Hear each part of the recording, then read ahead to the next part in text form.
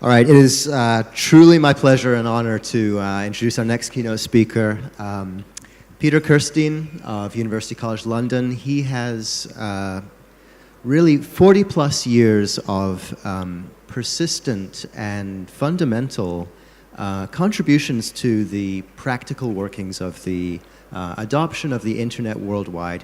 It's no understatement to say that Peter has really had a real impact and made a real difference in the fact that the internet both exists as it is and the way that it looks. So I'm going to run through a brief bio just to give you some background on how this came to be. So Peter grew up in Britain. He attended UCLA, though. So from the outset, he had a very international perspective. After that, he was at Cambridge University back in England, and after that, he got his PhD from Stanford University, like many of our other keynote speakers.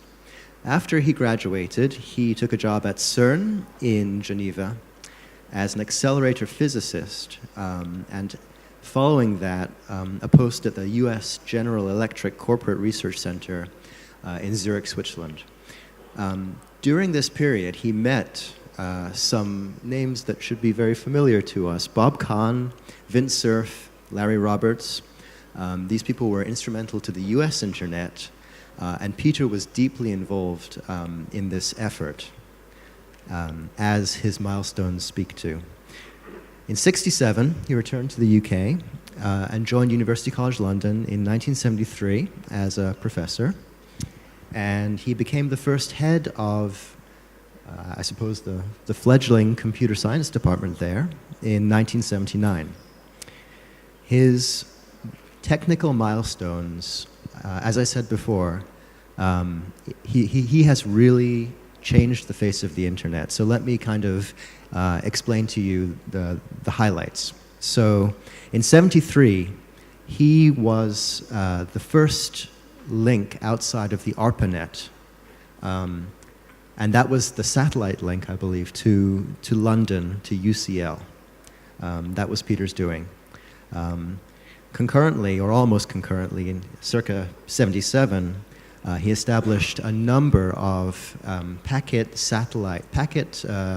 wireless satellite data links to various locations in Europe from the US. So key to expanding the ARPANET beyond the continental US. He had the first implementation of TCP/IP in Europe, and at the time, it was not a foregone conclusion. This was in strong competition with the OSI standards. Fast forward to the '90s, he continued his work with Vint Cerf. So now the internet had been established, and the connection now to India, where we are at MobiCom now, reveals itself. With Vint Cerf, he served on the UN committee to create data networks in India. I believe that was called the ERNet, and I think he'll tell us a bit more about that networking initiative that changed data networks here in India. In 2001, he went to Kyrgyzstan to start the Caucasian and Central Asia network, and he continued his work on protocols, evangelizing IPv6 and multimedia conferencing through the 2000s, when I got to know him when I arrived at UCL. He's highly decorated. He has a number of awards: Fellow of the UK Royal Academy of Engineering, British Computer Society, the ACM SIGCOMM Award, and then in the US, he's an honorary member of both the highest technical societies in the US, the National Academy of Engineering, the American Academy of Arts and Sciences, and an honorary member of both.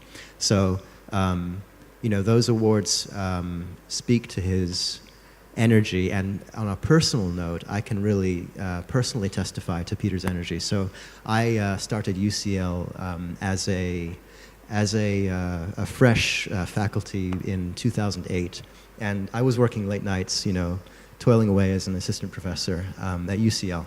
And it was late at night. There were no lights on except my own, and a few windows down, I could see Peter's light on, working late. And the joke was around the department that he had retired. And I think he had actually retired. It just speaks to his... I've never met somebody with so much energy and passion. And I think you'll see that as he speaks to us. So please join me in giving a really warm welcome to Peter Kirstein.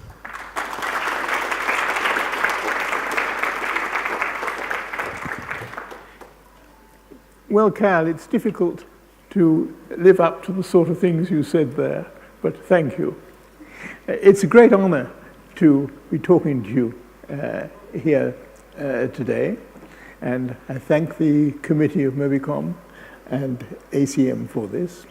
It's particularly appropriate that your president is now Vint Cerf, who's been so deeply involved both in everything to do with the internet, and incidentally, I've had a lot to do with him over the last 50 years, actually.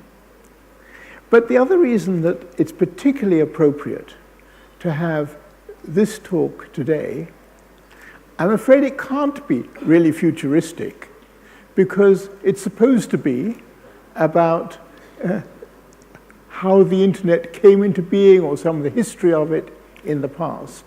So I can draw some conclusions, but it will be a lot of how things happen the way they are now. What's so appropriate is it is just 60 years since the very important event took place, and that was the founding of ARPA. In 1957, the Russians had launched a satellite. The Americans were completely unprepared for it. They vowed it would never happen again that they'd be so unprepared. So in 1958, they formed ARPA, the Advanced Research Project Agency, and it could do more or less what it liked within its budgetary limits, as long as it had some relation to defense, but it could be rather a vague relation, and as long as it didn't interfere with other parts of the US Department of Defense. Both of those, you'll hear, were rather important caveats. It's also 50 years since I chaired the first meeting which described a proper computer network. And it wasn't actually the ARPANET. It was something which now would be called a local network, and it was a National Physical Laboratory, where they had the first operational packet switch network, but it was only inside the National Physical Laboratory, for some reasons I'll give you in a minute. It's then 40 years since the satellite project SATNET, which I was certainly not responsible for, I was part of, but not responsible for, which was the first one which involved more countries deeply than just the UK and the US, but it was an experiment. And it's 30 years since the United Nations Development Programme of EarNet started, which connected in several of the, all of the IITs and the IISc in Bangalore, and that will come in later too. So this is a very appropriate period.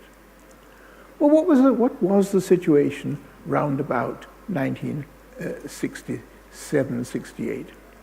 I'm not going to go into who invented packet switching.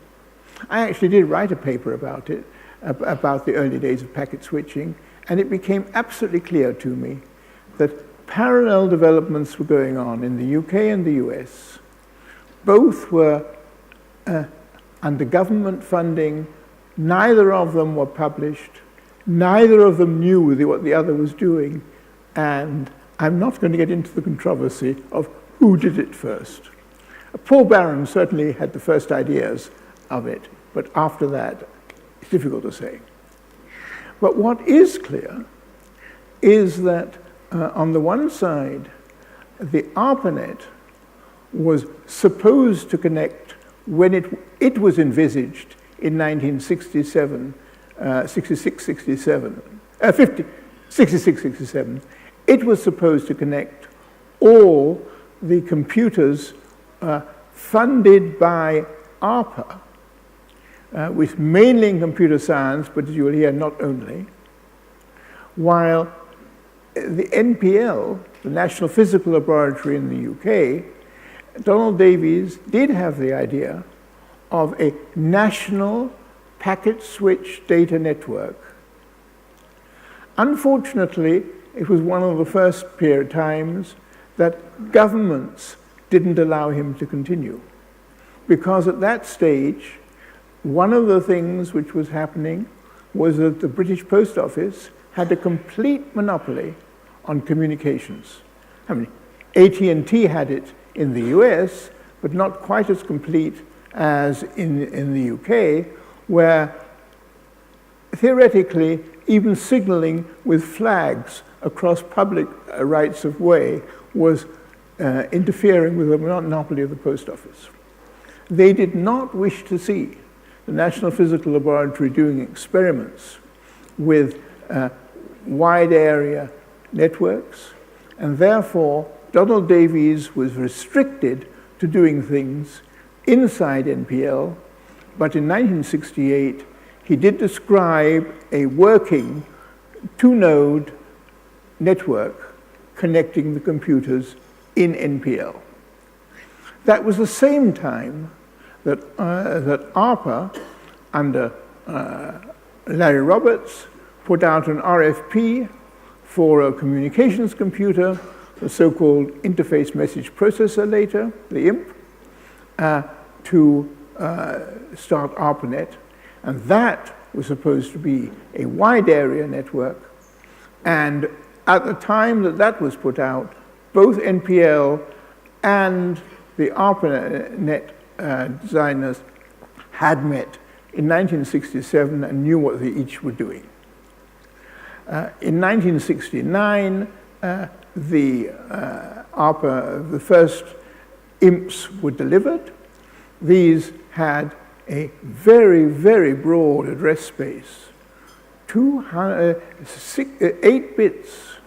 It could actually address 64 nodes with 4 computers per node. This was far more than one needed. It was just, one could perhaps get there with the computers supported by ARPA. And then a couple of years later, there came the TIP, the Terminal Internet Message Processor, which also had as one of the 4 computers which you could attach, was actually inside the IMP, or was part of the same thing, and allowed terminals to be attached by themselves. In 1970, Larry thought more broadly. Whereas up to then he was thinking only in terms of computer science machines supported by DARPA, there was another office, the Nuclear Monitoring Research Organization, which had which actually supported seismic arrays in Alaska, Montana, and Norway. And if any of you look at your maps, you'll know why you'd want to do seismic arrays in those countries if you were interested in this place in nuclear monitoring, nuclear explosion monitoring. And so one had already put in a 2.4 kilobit link from Norway to Washington. It went by satellite from Washington to the only Earth station in Europe, in Goonhilly in the UK, and then went as all such lines went to London, from where it went by undersea cable to Norway. Larry knew an awful lot about technical things, but nothing about the way international communications worked. And he thought it'd be awfully simple. You just, since it was going to London in any case, you interrupt it there, connect in whoever you want to in London, and then go on to Norway. He proposed that. He suggested one connect in the National Physical Laboratory, and everyone would be happy because you actually connect in this other network. Unfortunately, this was a time, which I find very ironic now, when the British were trying to get into the common market, into the European Union. And because we were trying to get into the European Union, anything to do technically or government level with the US was bad, and everything to do with Europe was good. And so he was not allowed to go in to that. He was not allowed to accept it. And the second best thing was me, and I was very enthusiastic. Well, going back just a little bit, in the late 60s, there were already quite a number of centralized networks. All of these were star-shaped networks around a large computer with small satellites feeding, satellite I mean now in small, computers just feeding them with lease lines. There was such things from General Electric was running a time-sharing service based on these. There was time-sharing services in several universities, in Bell Labs. There were commercial systems for banking in particular, where you even had several computers with smaller computers attached from Burroughs, from IBM and others. But all of these were single manufacturer networks, and there was no real concept of protocol layering. They were just, and they were not open in any way whatsoever. What was radically different about what was proposed in the ARPANET was to have a complete communication network separate from the computers. Now, where I came in was that when I came back to Britain in 1967, I wanted to work in remote graphics. In many ways, this was trivial by way compared to what I'm talking about, but in order to do it, I wanted to link in to the high-energy physics, large high-energy physics computer in another part of Britain, the Rutherford Laboratory, which was the center for high-energy physics. It had its own accelerator at the time, and it had links to all the parts of the UK, and incidentally to Geneva, which were doing high-energy physics. It was based on an IBM mainframe with smaller IBM 1130 computers feeding them. What I did with my small DEC machine at the time was to emulate exactly what that machine was doing, the IBM machines were doing. So I had opened up the way in which IBM was working and could do my remote graphics. The reason this was significant was when Larry Roberts offered that I should provide, take the tip.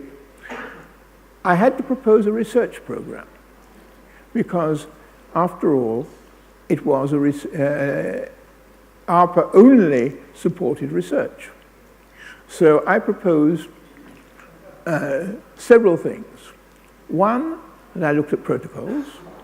Two, that I attached the ARPANET to the Rutherford Lab machine through my machine by looking one way exactly whatever ARPANET required, and the other way exactly what IBM required. So-called Janus approach. Janus was the Roman god with two faces.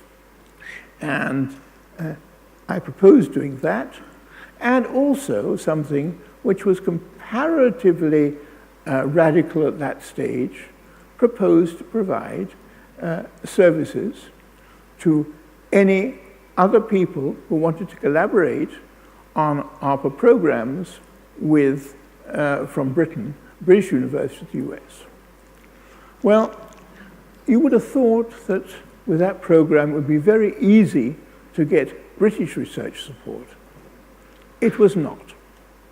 And the main reason it was not was that in the UK, we were already trying to build a national academic network to connect together on a service basis all the universities.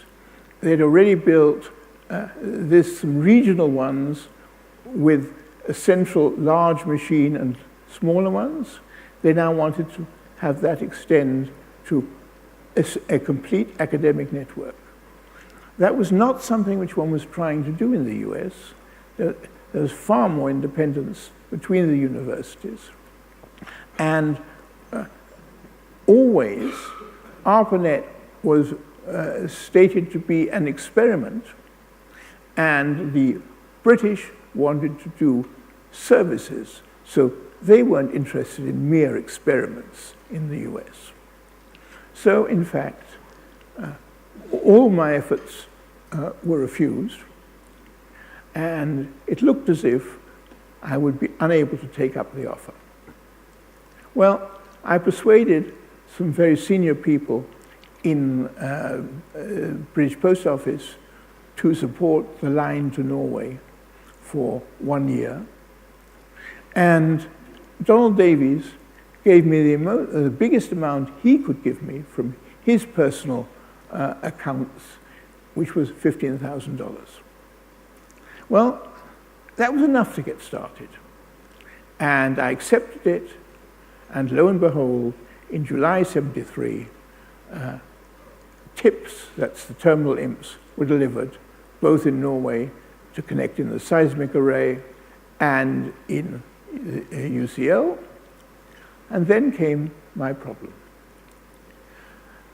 I was given a bill for 10% sales tax on the imp which I was importing, which happened by coincidence to come to exactly $15,000, leaving me no money whatsoever. So I said that I would appeal this. I'd agree to pay if my appeal wasn't allowed, and I brought it in and I could get started. The next thing that happened was in September '73, there was a big conference on networks in Brighton, in the UK, and there they demonstrated, much to my horror, Reuters news coming from my tip, which was just the sort of thing which the post office could have objected to very strongly as being commercial and nothing to do with connecting computers together. But it went well. And immediately after the conference, anyone who was interested still in protocols, there'd been a lot of work been going on in the early '70s on protocols, who were in London, came to dinner. And there was a long line of people from the US, Bill Brannigan Newman and others, going up the stairs to get to a terminal in my study, which was connected to the ARPANET, and they tried to log in. And this included the people who'd actually programmed the tip. and they were horrified. They couldn't get in. They were asked for a password. But they knew that they'd programmed the tip, and the tip didn't ask for passwords. What had happened was that in order to come in on a dialed network with the only terminals which existed at that stage, which were teletypes, or of different types of make, you had to, it was a very sophisticated tip, you had to press a certain character, and then the software in the tip would work out what sort of terminal you were and what speed. But this took several seconds. And during those seconds, I had got my PDP-9 to seize the thing, seize the connection, force them to put in a password, because I was concerned that there would be a violation of the rather stringent conditions everybody had put on me. And so that was the first time that there was any security on the ARPANET itself. And I may say that during the whole time that I later ran it, there was never any recorded break. That wouldn't have happened with the current sophisticated attacks, of course, but things were very different in the 70s and the early 80s. Well,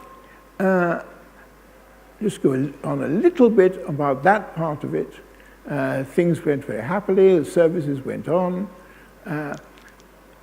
Eventually, the service was so successful that our research council supported it. And then, about a couple of years afterwards, suddenly my appeal was disallowed. And so the administration said, well, now you've got to pay your $15,000. And I said no. And I wrote back to the Customs and Excise and said, look, if you insist on this duty, then I will export the tip and re-import it under the Exchange of Forces Agreement Act. And they were so horrified by the thought that might happen that I had to see the Treasury and very senior people, and they asked, was what I was doing of any interest to the British Library, for whom I was running a Medline service by that time on the National Library of Medicine machine? No, said I. Was it of interest to the Ministry of Defense, who was supporting me also at that stage? No, said I. Was it of interest to the Atomic Energy Authority, who was supporting some of the fusion work? No, said I. And in the end, I got a letter which was immensely valuable, actually, to the whole internet abroad, that because what you're doing is of no interest to any British department, but only of interest to the US DARPA, we allow you to import this equipment and any future equipment under the same project, free of taxes and duty. Well, now let me go further back again. One of the reasons that Larry had been interested, and Larry Roberts left ARPA in 1973, and Bob Kahn took over all this sort of activity, was that they wanted to try a new form of connection via satellite. The US Department of Defense did have some communication satellites, but they were all doing classified work, were very, very loaded, and there was no way in which an ARPA experiment would get onto those satellites. So Bob Kahn undertook to try to get the ITU to agree to a new tariff, which was called a half-duplex, multi-something or other tariff, which would allow a single channel to be shared among a number of different Earth stations. It took him a year or two to get this through the ITU, but eventually he did, and the SatNet project could start. And at this stage, the partners to that project there were more satellite Earth stations by then. In Norway, where they were actually part of the Scandinavian Earth Station in Sweden, Germany, Italy, the UK, and of course the US. France certainly didn't join, because from France's point of view, the internet and anything American was a function of the devil. Canada didn't join for a very interesting reason. They desperately wanted to. But the trouble in Canada was that all Canadian satellite communications was under their overseas, OTC I think it was called, anyway, the overseas company who had the monopoly on overseas communication. All communication between Canada and the US was a monopoly of Bell Canada. These couldn't agree as to who should be responsible for the SatNet activity, and therefore Canada was never able to join, even though the Minister of Communications was actually rather keen on it. Well, the SatNet experiment worked very well, and in fact, in 1977, there was a final of 78, there was a large-scale demonstration of lots of applications, packet voice, file transfer, terminal. I think we showed some facts over it, and everyone was very happy. Now, let me go back again to the ordinary internet, not satellite. In 1973, I said that we had established things and they worked well. By 74, 75, I'd persuade Ministry of Defense to actually come in too, and they were funding the link to Norway. The research councils came in, lots of other people wanted to be connected, and then the Royal Radar Establishment was going to open a new building, and this new building was going to be opened by the Queen. At that stage, I had been told just before that to keep a low profile and not talk much about the international link, the ARPANET. ARPA was afraid of negative publicity when these things were done abroad. But when the Queen was about to open it, suddenly everybody in ARPA wanted to be in on the act.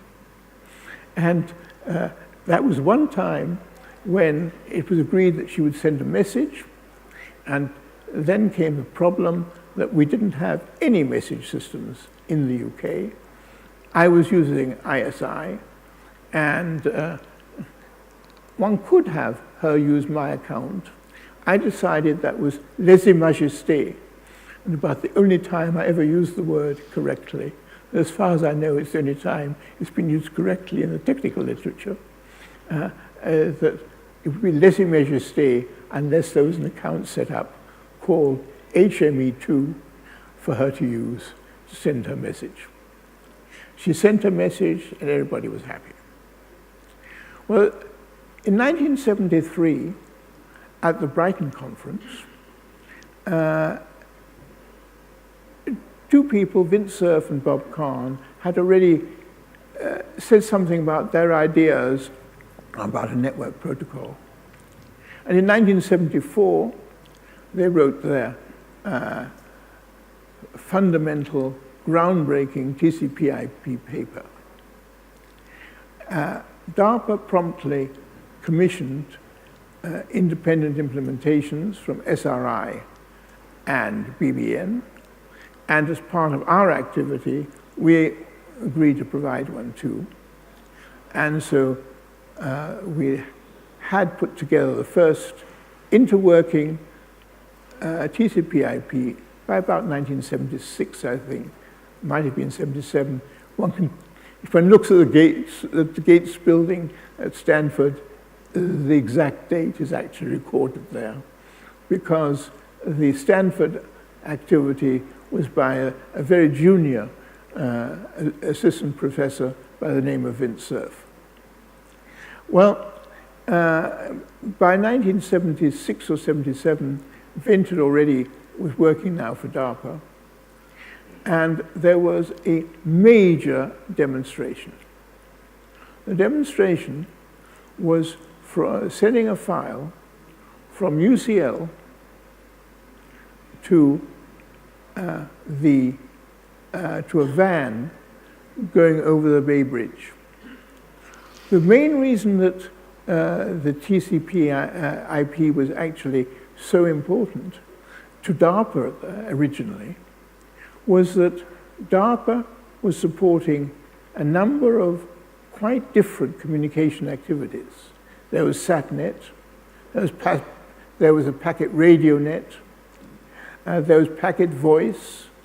All of these had to be connected together, and therefore one considered the right way to do it was to have a transport protocol which could be much, much broader than the one which was under ARPANET at the time.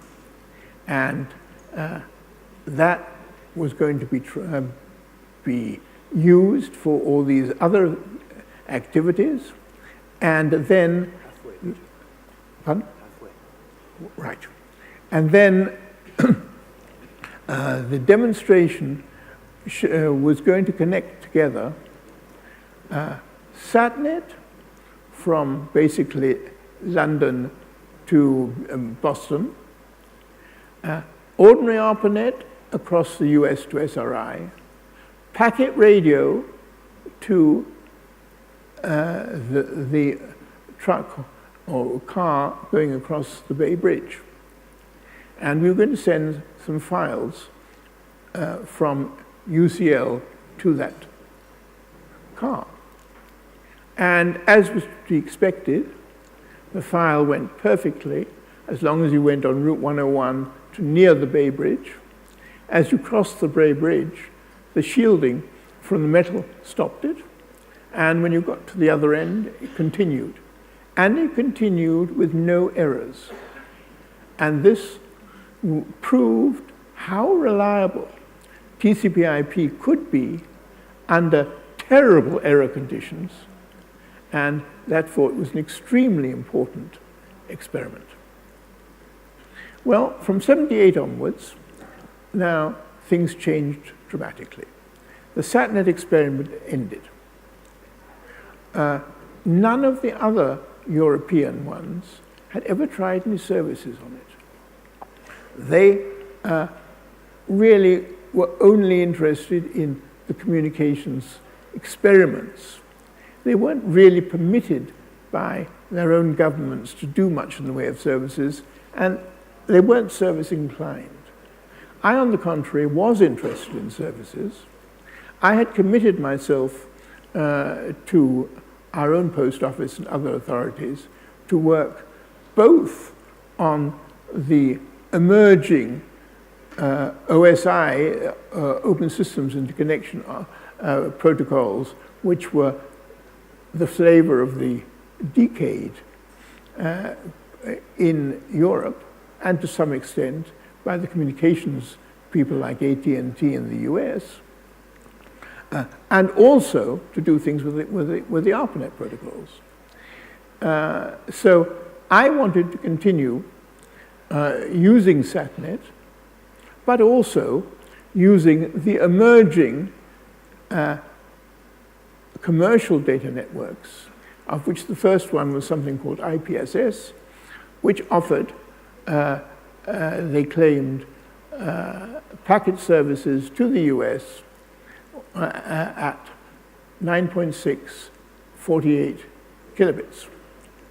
Well, I wrote to my friends in the post office and asked if I have a requirement to send packets to Washington, Boston, Chicago, Utah, Los Angeles, San Francisco, and Seattle, what's going to be the latency and the throughput if I have 9.6 or 48 kilobits of your service.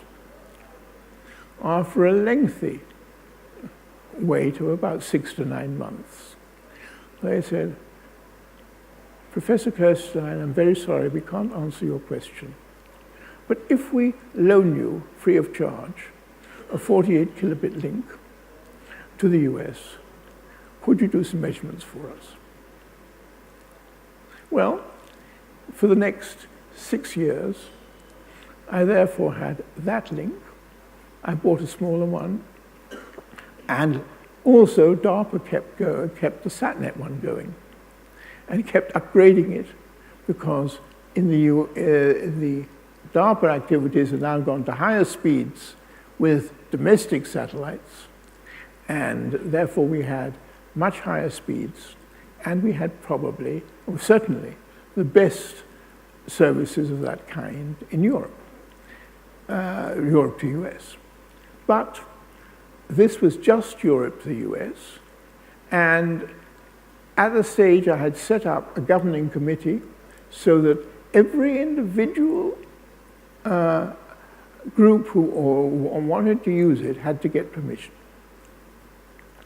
And with my password activity, I could actually at least monitor what people did. I didn't enforce it at all. In the late 70s and early 80s, a number of other networks had come into being, particularly from the US. The different agencies, like NASA, had set up SPAN, and then there was another one for Department of Energy. Both of those ran DECnet. There was UUCP started up based on Unix. And suddenly, when I said that I would be having to enforce passwords, I got more hate mail than I've ever seen before. These days, you get at least that much hate mail as we've heard from a couple of the keynotes today and day before yesterday, from people who had know that I existed, didn't know what this person in the university had to say to that they would stop their mail, because they were using some completely different network to send mail, but the networks had become connected together through gateways, and they were using the best path available, happened to be the path I was responsible for. So they were going to be stopped. And we suddenly realized that this whole network activity had gone out of control. Nobody had the slightest idea what traffic was still going where. Well, in 1973-74, the NSF decided that they liked the sound of what was happening. I had, in addition, by the way, they once started something called the International Collaboration Board, which was unclassified collaboration with defense departments. That included a number of other countries, and we had regular meetings. For all these projects, we had regular meetings. And the NSF asked, could they perhaps, first they came to see me about UK-US, and then about a few months later, European-wide. And I said, yes. Shall I invite my friends from ARPA? No, said they. If you invite your friends from ARPA, well, we won't come. So we finally agreed that I'd make it coincide with one of our meetings of the ARPA groups. We would meet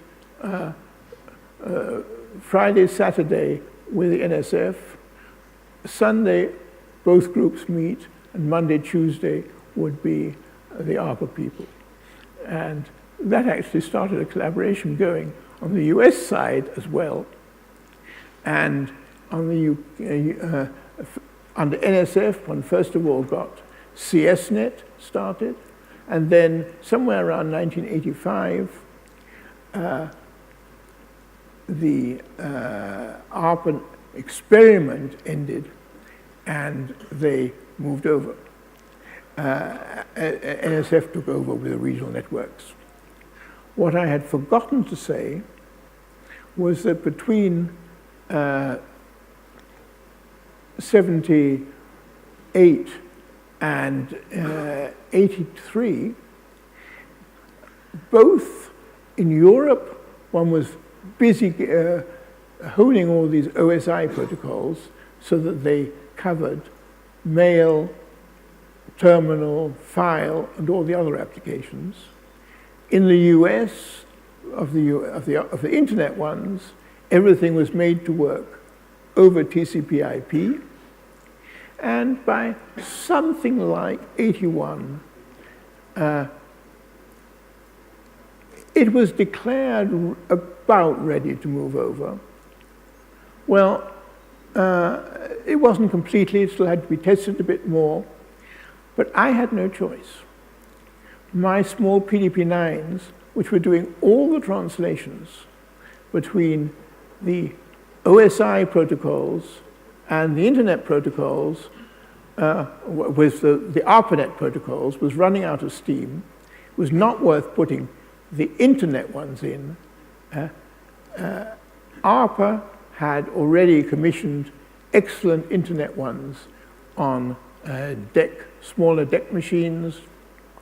They'd also had the brilliant idea of financing Berkeley to put Ethernet, which was then becoming the standard for local area networks, into Unix under TCP/IP.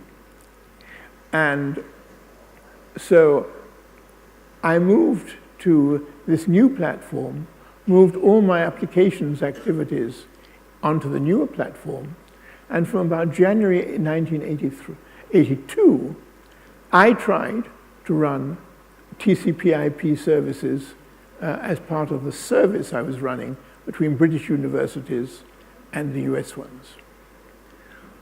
It was very, very tough during that year because there was still a lot of bugs in it, and nobody quite believed all the bugs I was reporting. In January 83 was the official changeover, and suddenly the US community also saw all the problems I'd been suffering the year before. And then things were very, very quickly resolved. Well, why was I even running them? The reason I was running these all the time, I was a research group. I wasn't anything to do with services. But every time that somebody wanted to take them over, as running them more seriously as part of a service activity, because by that time there was a British academic network called Janet. They were the natural people to run this. But every time anybody talked about taking it over, I would say, please do. But you've got to now pay for all these computers all over the place, which I've imported free of tax and duty because of this letter I got in 1976. That under that project, I could import them. And they'd all back off, and so I'd stay running the service. Well, the period from 1983 to 1988, 1989, was a very tortuous one, in the US in particular, because there was a violent fight between the OSI groups and the internet groups. Both argued that they was by far the best. There was, in fact, a US government mandate to go OSI. And the thing which changed it and completely revolutionized it was the fact that the local area networks all worked over TCP/IP and Ethernet. Therefore, even the people who were wanting to run the OSI protocols had to run TCP/IP for their local networks, local area networks. And slowly but surely, they won the worldwide, the wide area too. Even the big IBM network, BitNet, which was connecting IBM computers on a worldwide basis, first of all in the US under the name BitNet, and then worldwide under the name EARN, started having to use TCP/IP in its front ends. And the rest, as you know, is history as far as the internet wars. There are 2 or 3 postscripts of that. One of them, 10 more minutes. right. One of them is that when the UNDP was financing the EARNet project here in India, there was a review committee. The review committee had 4 people on it. One was in charge of the British academic network, one in charge of the German academic network, both of which were, of course, staunch OSI supporters, and one was Vint Cerf, and one was myself, who are internet ones. It was extremely difficult for us to give consistent advice in our reviews. And the best thing that ever happened on that was when, for one reason or another, all the other 3 couldn't make it, from illness or some other reason. And I was the only one left of the review committee. And so I could recommend the internet was the right way to go. And that is what finally happened. The other thing I should mention, and the way politics actually affects these things, was when I started doing multimedia conferencing over the internet, I thought that the high energy physics community would be enthusiastic because of their interest in worldwide connectivity. When I asked about this to my friends in CERN, they said, forget it. This was 1991. The US was interested in the superconducting super collider, and they wanted to prove that that was the right way to go. They had no interest in collaborating with CERN, and would have vetoed any question of multimedia conferencing of the internet being a good idea. When that project was killed, suddenly collaboration over the internet with video conferencing was the best thing since sliced bread. A typical example of how politics comes even into technical things. Well, I can go on with various later things like Central Asia and Silk, which was almost a repeat of what happened with SATNet 30 years earlier, but I won't. I'd like to draw some general conclusions. The first, as something we've heard several times in this conference, the individuals still matter. It was the dedication of certain individuals like Bob Kahn, Vint Cerf, and others against all the opposition from entrenched, which made it possible for the internet fight to win the way it did. It was clearly the correct technical decision. That doesn't mean it was inevitable. Second, you have to be very, very careful in government as to how you do things. One of the huge strengths of the US, in a way inefficient, but in a way strength, was that there were always several different agencies doing things in different ways. So in the end, there was a chance for one to come through. The problems in Britain was that the government wanted to be efficient and do it right. They thought they could think through to the correct solution and forget any other ones. I was actually ordered in 1976 to stop working on TCP/IP. It was unpatriotic. I refused, because by that time I had too many links, both with the defense on our side and with DARPA. But it shows the sort of danger which government can impose. And last of all, stay enthusiastic. If you believe in these things, go after them. But as was said yesterday, only fight those battles which you think are worth it. Thank you.